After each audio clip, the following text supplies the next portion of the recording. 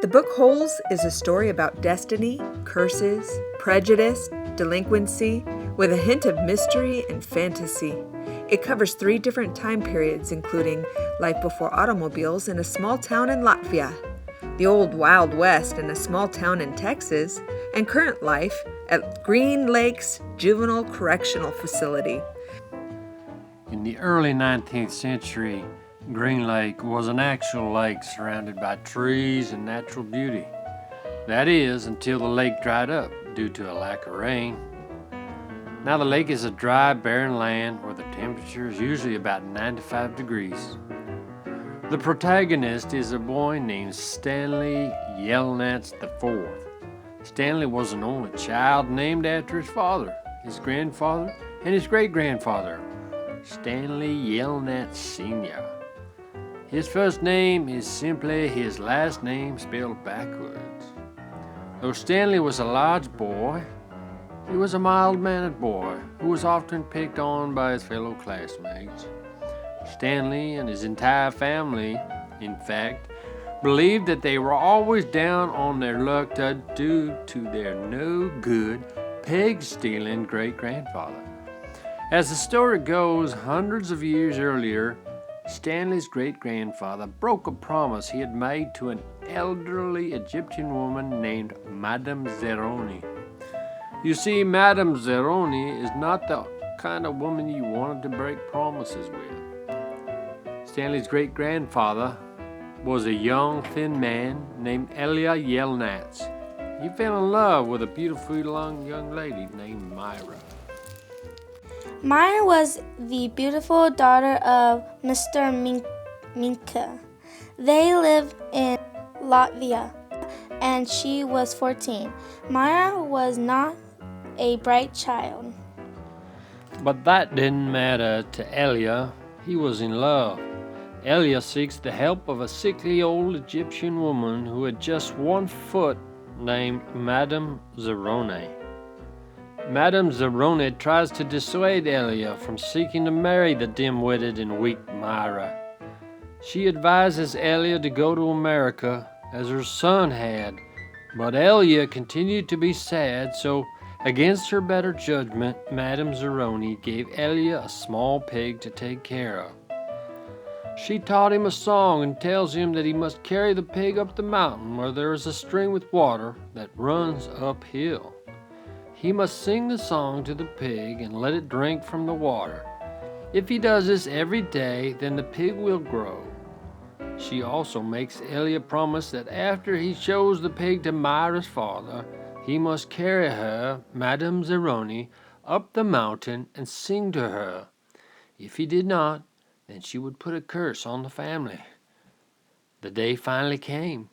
Elia was to take up one last hike to the mountain with a large pig in tow, but he decided to skip it and get cleaned up for Myra and present the fatted pig to Myra's father as an offering for his blessing to marry Myra instead. Her dad wanted her to get married when she was 15. One man who liked her, Igor, offered his fattest pig for her. This man was in his 50s. The old guy's pig weighed the same amount as Elia's. Her father let Myra choose who she wanted to marry. She said she would think of a number between 1 and 10. You would think that would have been an easy decision for Myra, but the not-so-bright 14-year-old girl struggled with the choice. This upset Elia so much that he told her to marry the old man and keep the pig. In his anger, he forgot all about the deal with the Egyptian gypsy. Elia got on a boat and sailed off to America that very day. Now we are here in current times. Stanley is having a bad day at school. Stanley's bullied by Derek Duns, the bully of the school. Stanley was walking home from school, and a pair of famous basketball player's shoes fell on top of him. Ouch, said Stanley Yelnats when a pair of cleats fell on his head. He saw a pair of cleats on the street. He grabbed the shoes and started to run home. The police caught him. He goes to court and judge says guilty. He is sent to Camp Lake Green. There, he meets a boy named Zero. also known as Hector Zeroni. The judge gave Stanley an option because he was found guilty for stealing a famous baseball player's shoes. Stanley could either spend time in juvenile hall or he could spend 3 months at a correctional camp for delinquents. Thinking this camp would be like all summer camps he had heard those rich kids get to go to every summer, he chose to go to Camp Green Lake to serve out his sentence.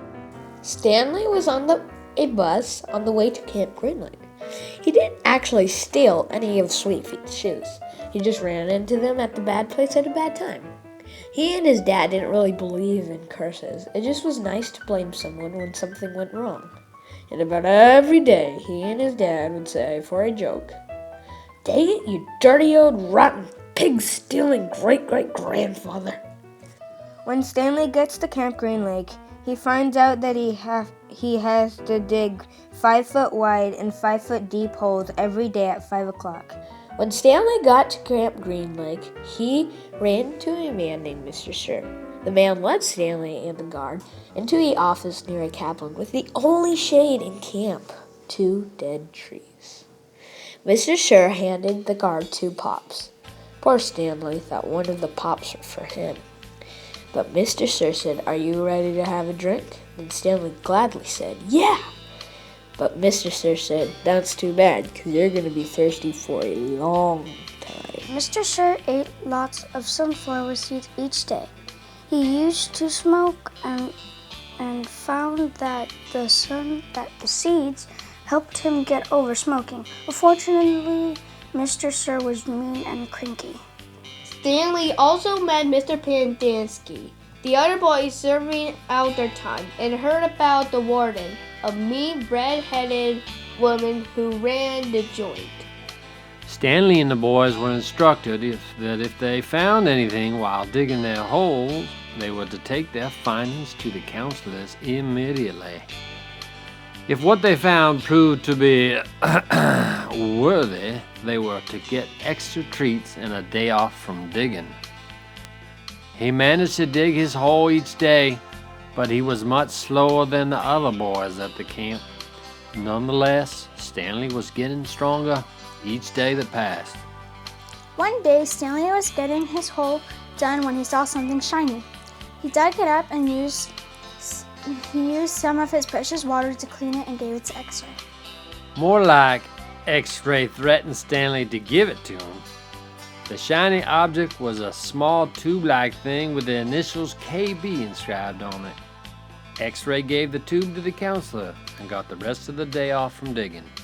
Kate Barlow was a white teacher who loved Sam, an onion picker. She would give Sam peaches and he would give onions to her and will sell them. Sam was a black man. Kate would have Sam fix the schoolhouse.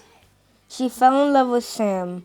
They kissed, but it was illegal to kiss a black man. A lady named Hattie saw the kiss between Catherine and Sam. She threatened the couple and said, God will judge you. and she walked away from them. Once word got around that Catherine has kissed Sam, the townspeople went crazy. They burned the school down, threatened to throw Catherine in jail, and sent out to find Sam. Kate went to get the sheriff and he was drunk, so he was wild. When she asked the sheriff to help her, he said, "Kiss me. You kissed the onion picker. Why won't you kiss me?" Catherine broke free from the sheriff's advances and ran to find Sam. She and Sam tried to get away on Sam's rowboat. They tried to run away, but Sam gets shot and dies. Trout Walker killed Sam and Sam's donkey, Mary Lou. Mary Lou was Sam's beloved donkey. Sam went everywhere with that girl. He even named his small rowboat after her. Trout Walker, on the other hand, was the big man of the town. He was handsome enough. Trout's father owned the lake in that town, making Trout a wealthy man. Trout had a big crush on Miss Catherine, but she wouldn't give him the time of day. I guess that's why it was Trout Walker who shot Sam and his donkey the night of their first kiss. Kate got so mad she killed the sheriff and kissed him on the cheek. She robbed banks and murdered the men she saw. She also got the nickname Kissing Kate Barlow. She becomes an outlaw and robs Stanley's rich grandfather and strands him in the desert, steals a suitcase of money, then buries it by Camp Green Lake. Yes, you heard that right.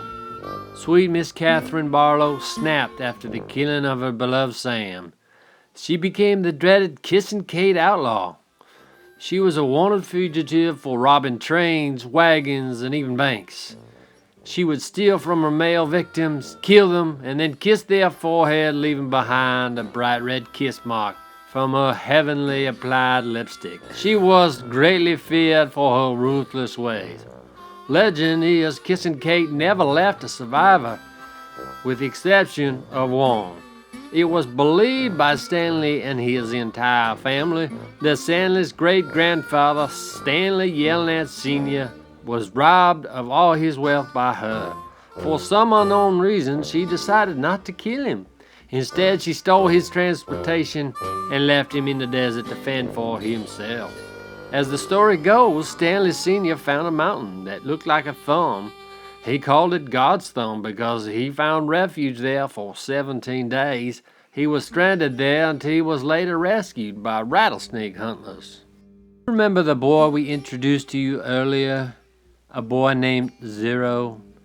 He was there at the camp. He was a small, abandoned boy who happened to be excellent at digging holes.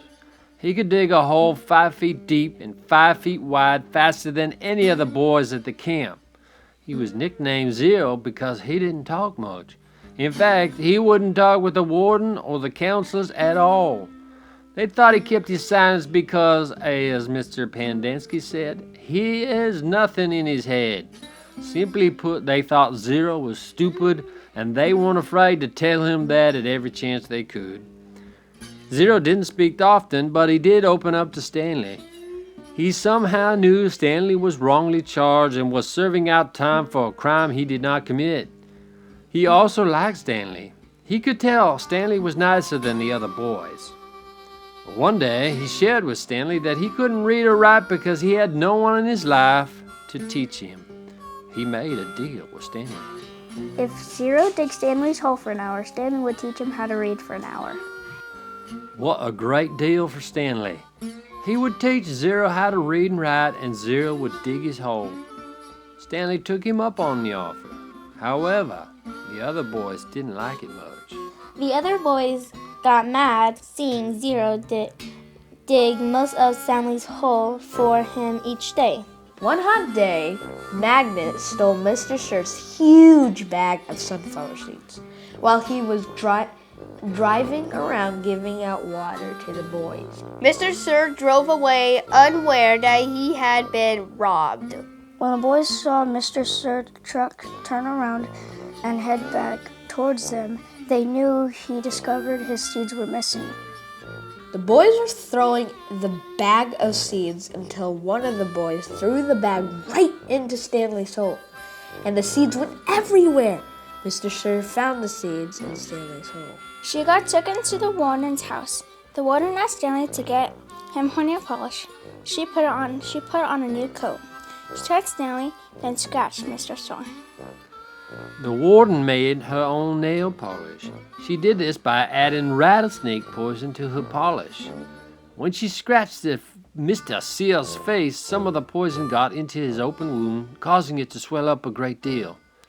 Stanley was a little taken back and knew Mr. Sir would find a way to get even with him for what the warden did to him. Sure enough, every day Mr. Sir drove out to give the boys their water, but when it was Stanley's turn to get water, Mr. Sir would pour most of his rations on the hot desert floor. One day, Zigzag started a fight with Stanley, and Mr. Pandansky said, "Teach the bully a lesson." But Stanley was no match for Zigzag. Zigzag pummeled Stanley and jumped on him until Zero jumped in the fight. Zero jumped on Zigzag's back and began to choke him, almost to death. Armpit jumped in the fight to break it up. That is until Mr. Pandansky shot his pistol into the air, causing all the kids to calm down. The boys told the warden that Zero had been digging some of Stanley's holes for him.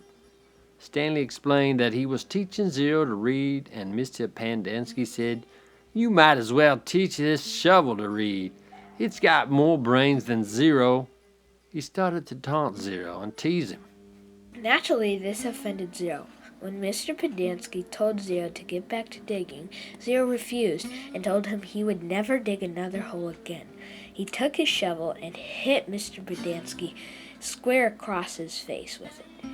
Zero ran off into the forbidden desert. They can't find him. They plan to erase his records and let him die in the desert. Stanley overhears and goes after Zero with no water in his canteen. After 2 days, he finds Zero under a flipped boat. The boat that Zero was hiding under had the name Mary Lou written on the side of the boat. The boat had jars full of 110-year-old peach mix in it. Zero named this mixture Sploosh.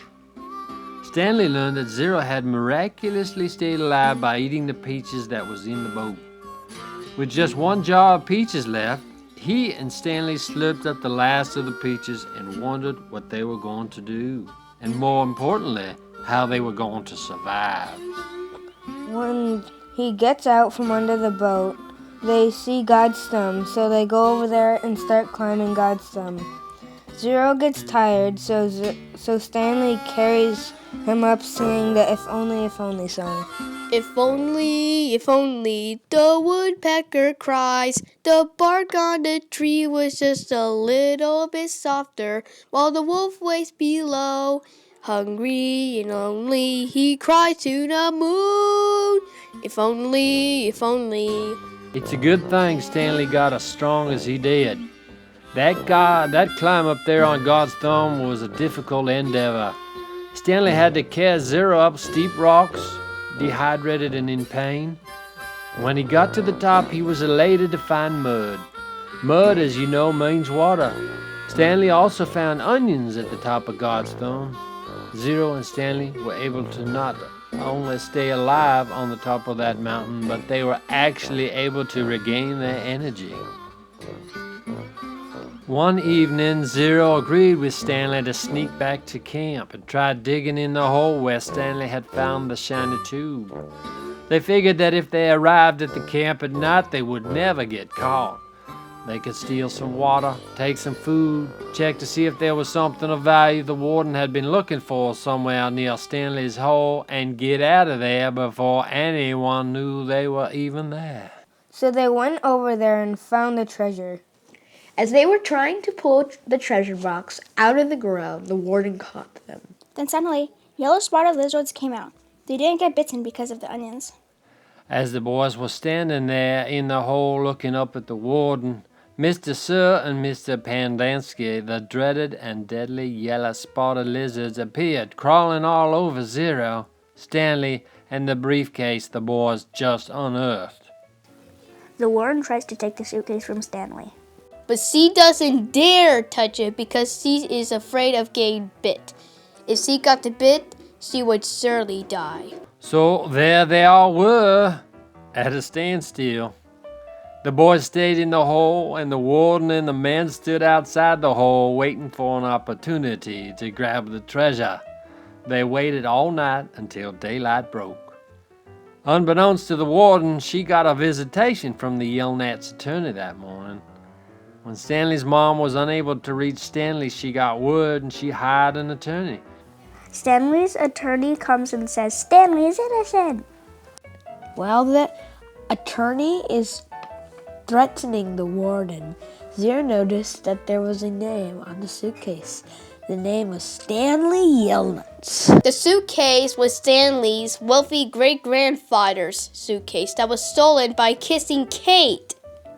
Stanley and Hector got to go home, and all the other boys got to go home too. Unfortunate for the counselors, they got to go to jail. The boys got to keep and split all of the treasure because it belonged to Stanley.